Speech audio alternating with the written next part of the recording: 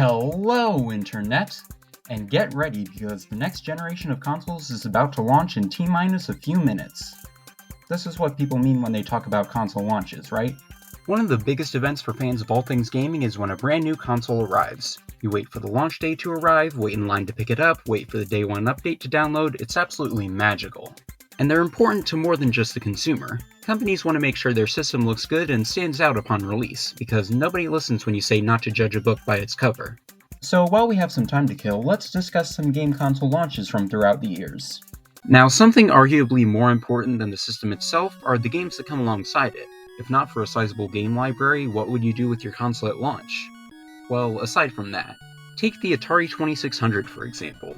It started things out with Air Sea Battle, Basic Math, Blackjack, Combat, Indy 500, Starship, Street Racer, Surround, and Video Olympics. There was a lot of variety for people who aren't lonely. Yeah, nearly all of this thing's launch titles were multiplayer only. I suppose it makes sense to market the console as something for the whole family, but options for single player would have been nice.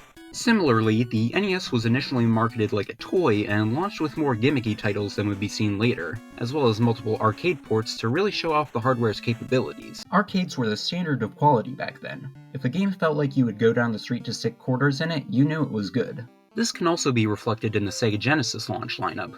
By this point, arcade games had changed significantly from when the NES launched, with beat-em-ups becoming much more commonplace. Consoles were always doing whatever they could to show off their capabilities, which was especially prevalent around this era.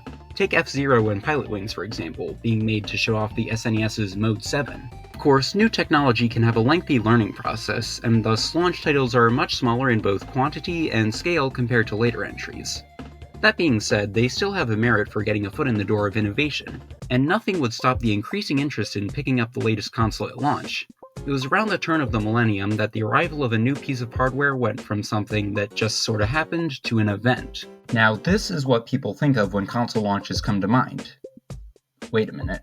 By the time of the 2000s, video games were much more integrated into the mainstream, and enough people cared about them to eagerly await when something new happened. Because of this, a lot of consoles were actually pretty difficult to get your hands on around this time. If you wanted a Nintendo Wii for the holiday season, you had to be prepared for war. Not only that, but a select few people decide to purchase consoles in bulk and sell them online for a marked up price.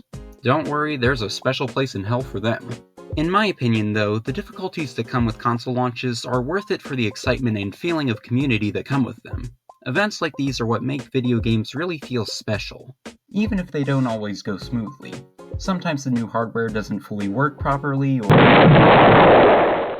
that could happen.